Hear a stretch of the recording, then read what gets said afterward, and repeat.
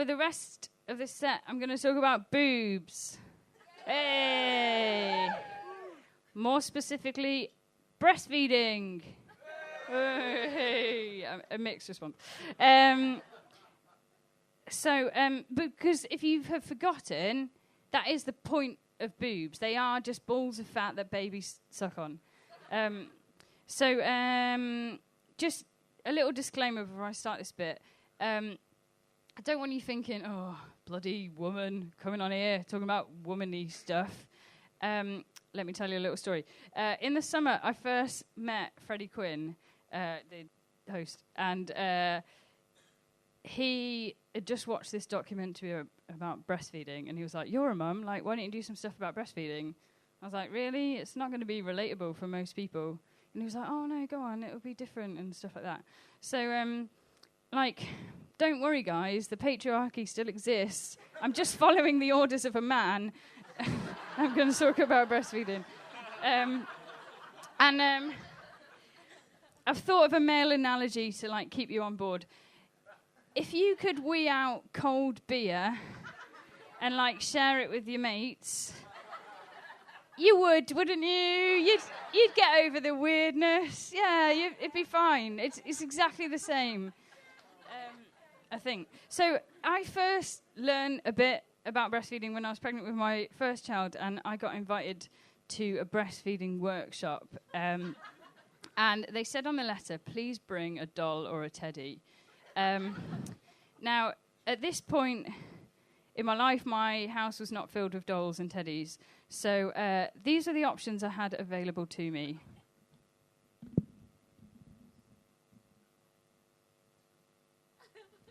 I've got this rubber duck. I thought maybe it's a bit small, though. Then this is a bit more the right size, this nice vase, a nice parrot vase, maybe. Then I remembered, oh, I do have a cuddly toy.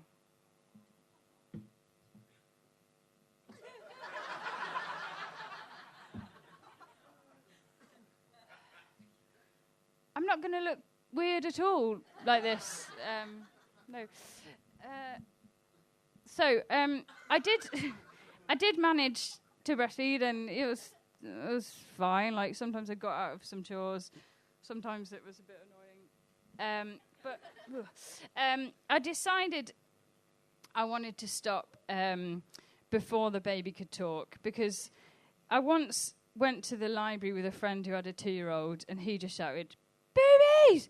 Babies! Babies!" at her until she gave in and fed him. And I was like, I don't want that. So I decided to try and get my little boy off breastfeeding.